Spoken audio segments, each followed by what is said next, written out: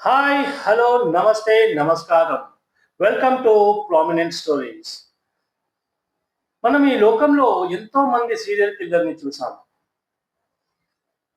అలాంటి ఒక మానవ మృగం గురించి ఈరోజు మనం తెలుసుకోవడానికి ప్రయత్నిద్దాం. ఇంకో విషయం ఏంటంటే ఈ మానవ మృగం వేరే దేశానికి చెందినవాడు కాదు. మన భారతదేశానికి చెందినవాడే. 1960 మధ్యలో ఈ కథ మొదలైంది. జులై 1968లో బోరివెల్లికి చెందిన పాయిస్టర్ అనే ప్రదేశంలో ఒక మృతదేహం దొరికింది. ఆ మృతదేహం తలపైన ఎవరో పదునైన ఆయుధంతో గట్టిగా కొట్టి చంపినట్లుగా తెలుస్తుంది. మీకు తెలిసింది ఏంటంటే ముంబై పట్టణం ఎప్పుడు పడుకునేది కాదు. 24 గంటలు తిరిగేసే ఉండేది. అలాంటి ఒక వ్యక్తి వల్ల సాయంత్రం అయితే బయటికి రావడం మానేశారు. రాత్రులు బయటికి వస్తే భయంగా బ్రతికేవారు. ముంబై పోలీసులు బోరివెల్లికి చెందిన పోయిస్టర్ ప్రదేశానికి వచ్చి చూస్తే అక్కడ ఒక గుడిసె ముందు ఒక మృతదేహం పడుంది. పరిశీలించగా ఆ వ్యక్తిని ఎవరో ఓ పదునైన ఆయుధంతో తలపై గట్టిగా కొట్టి చంపినట్లుగా తెలుస్తుంది. ఎంత ప్రయత్నించినా ఆ వ్యక్తి గురించి ఆచూకీ తెలియలేకపోయింది. కానీ ఆ గుడిసెలోనే ఒక మహిళ తన కొడుకు ఉండేవారు. ముంబై పోలీస్ ఆ మహిళ దగ్గరికి వెళ్ళి మీరేమైనా చూసారా అని అడిగితే రాత్రి చాలా చిమ్మ చీకటిగా ఉండడం వల్ల నాకేమీ కనపడలేదు అని చెప్పిందట. దాంతో ముంబై పోలీసులు ఏమీ చేయలేక దీనిపైన ఒక కేసు అయితే దర్యాప్తు చేశారు. అదే రోజు రాత్ర మల్నాడ్ ప్రాంతంలో ఇంకో మృతదేహం దొరికింది. పోలీసులు మల్నాడ్ ప్రదేశానికి వెళ్ళి పరిశీలించగా ఆ వ్యక్తిని కూడా ఎవరో తలపైన పదునైన ఆయుధంతో గట్టిగా కొట్టి చంపినట్టుగా నిర్ధారించారు. కానీ పోలీసులు ముందు పాయిస్టర్ ప్రదేశంలో జరిగిన హత్యకి ఇప్పుడు మల్లాడ్‌లో జరిగిన హత్యకి ఏమైనా సంబంధం ఉంటుందో లేదో అని కూడా మళ్ళీ 6-7 రోజుల తర్వాత మల్నాడ్‌లోనే వెస్టర్న్ హైవే వైపు ఒక గుడిసెలో భార్య, భర్త వాళ్ళ 2 ఏళ్ల పిల్లల్ని ఎవరో అతి కిరాతకంగా చంపేశారు. పోలీసులు ఆ ప్రదేశానికి వచ్చి పరిశీలిస్తే వాళ్ళని కూడా ఎవరో పదునైన ఆయుధంతో తలపైన గట్టిగా కొట్టి చంపేశారు. దాంతో పోలీసులు అప్రమత్తమయ్యారు. అప్పుడు ఏమనుకున్నారంటే పోలీసులు ఇంతకు ముందు 2 హత్యలకి ఇప్పుడు జరిగిన వెస్టర్న్ హైవే దగ్గర హత్యకి ఏదో ఒక సంబంధం ఉండే ఉంటుందని. కానీ ఈసారి హంతకుడు ఒక తప్పు చేశాడు.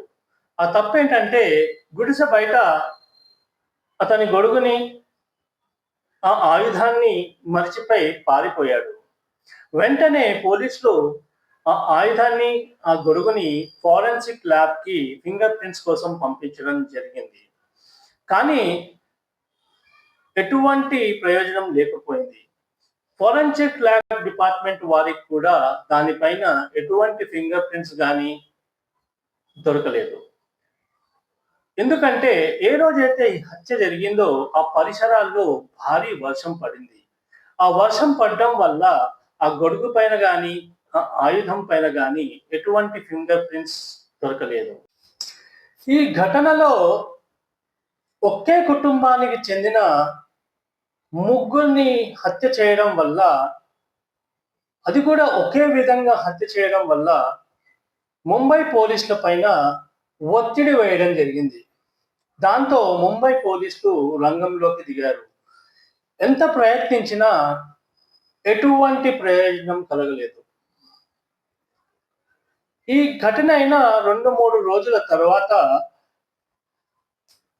కాందివల్లి దగ్గర హనుమాన్ నగర్లో ఒక స్కూల్ టీచర్ని ఇదే విధంగా తలపైన గట్టిగా కొట్టి చంపినట్టుగా తెలుస్తుంది.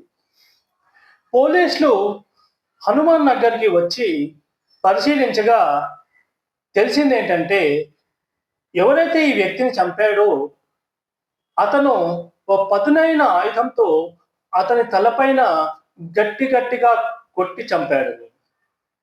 దానివల్ల ఏం తెలిసిందంటే, ఈ హత్యలన్నీ ఒక సీరియల్ కిల్లర్ చేస్తున్నాడని, అంటే ఒక సైకో కిల్లర్ చేస్తున్నాడని.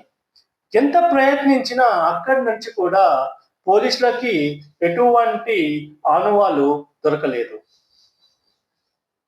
దాంతో పోలీసులు ఏం చేయలేక దానిపైన కూడా ఒక కేసు దర్యాప్తు చేశారు. ఈ విషయంలో ఎన్ని ఉపాయాలు వేసినా, ఎన్ని విధాలుగా ప్రయత్నించినా ఎటువంటి ప్రతిఫలం లభించలేదు. ఎందుకంటే ఆ హంతకుడు రావడం ఎవరు చూసేవారు కాదు, పోవడం ఎవరు చూసేవారు కాదు. చిమ్మ చీకటిలో వచ్చి తన పని ఏదో చేసుకుని పారిపోయేవాడు. దాంతో ప్రజలు ఏమనుకున్నారంటే, ఈ హంతకుడు ఒక పిల్లి రూపంలోనో నక్క రూపంలోనో వచ్చి వీళ్ళందరినీ చంపేస్తున్నాడని అనుకున్నారు. దీనికి పోలీసులు కూడా హామీ కలిపారు. దాంతో ఈ హంతకుడు ఇంకా విచ్చలవిడిగా తిరగడం మొదలుపెట్టాడు. అప్పట్లో ముంబై కమిషనర్ గా టిఎస్ మోదక్ గారు ఉన్నారు. అతని పైన కూడా ఈ కేసు వల్ల ఎంతో ఒత్తిడి వేయడం జరిగింది. ఎంత త్వరగా అయితే అంత త్వరగా ఈ కేసుని మూసేయాలని ఆదేశించారు. దాంతో టిఎస్ మోదక్ ఎంత ప్రయత్నించినా లోకల్ పోలీస్ వల్ల ఈ విషయం పైన ఎటువంటి ఆచూకీ కానీ, ఆ హంతకుడి గురించి కానీ తెలుసుకోవడం కుదరలేదు. అంటే లోకల్ పోలీస్ పూర్తిగా ఫెయిల్ అయిపోయింది. దాంతో టిఎస్ మోదక్కి వేరే ఉపాయం లేక ఈ కేసుని సిఐడికి అప్పగించడం జరిగింది.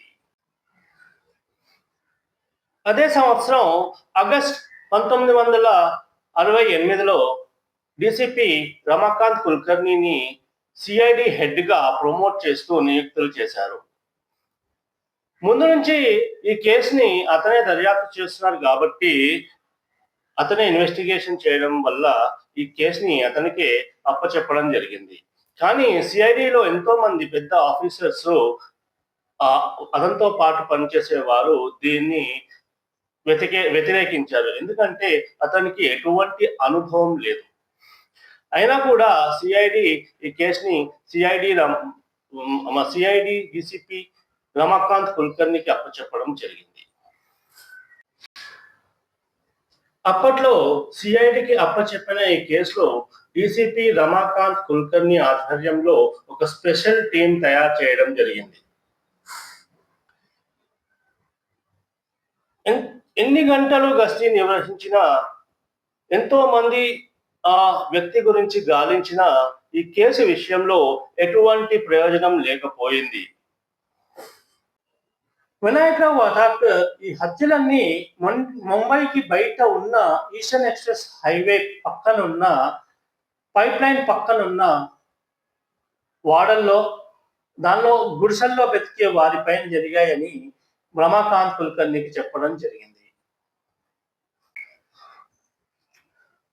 ఒకరోజు రాత్రి వినాయకరావు వధాకర్ గారు తన టీంతో పాటు రాత్రి గస్తీ నిర్వహిస్తుండగా అతనికి ఒక పొడవైన వెడల్పైన వ్యక్తి రోడ్డు పైన ఎటువంటి భయం లేకుండా నడుస్తూ వెళ్తుండడం చూశాడు. ఏ సమయంలో అయితే ముంబైలో సాయంత్రం అయితే బయటికి రావాలని భయపడే సిచ్యువేషన్ ఉందో, అలాంటి సమయంలో ఒక వ్యక్తి హ్యాపీగా రోడ్డు పైన ఎటువంటి భయం లేకుండా తిరగడం చూసి విలాసరావు వధాకర్కి ఆ వ్యక్తి పైన అనుమానం కలిగింది. ఎప్పుడైతే ఈ హత్యలు జరుగుతున్నాయో అదే సమయంలో విలాస్ రావు వకాత్కర్ గారు ములంద్ పోలీస్ స్టేషన్స్ కి ఇన్ఛార్జ్ గా ఉన్నారు. ఎప్పుడైతే ఈ హత్యల గురించి తెలిసిందో అతను ఆ ప్రదేశాల్లో 24 గంటలు గస్తీ నిర్వహించారు. ఒకరోజు రాత్రి విలాస్ రావు వకాత్కర్ గారు గస్తీ నిర్వహిస్తుండగా ఒక పొడవైన వెడుపైన వ్యక్తి రోడ్డు పైన ఎటువంటి భయం లేకుండా నడుస్తూ ఉన్నాడని, దాంతో విలాస్రావు దేశ్ముఖ్ కి అతని పైన విలాస్రావు వకాత్కర్ గారికి, క్షమించండి అతని పేరు విలాస్రావు వకాత్కర్, అతను ఆ వ్యక్తి పైన అనుమానించాడు. అందుకని అతను ఏం చేశాడంటే ఆ వ్యక్తి దగ్గరికి వెళ్ళి నీ పేరేంటని అడిగాడంట. అతని పేరు సింధీ దల్వాయి అని చెప్పాడు. దాంతో విలాస్రావు వకాత్కర్ గారు తనని తనిఖీ చేయగా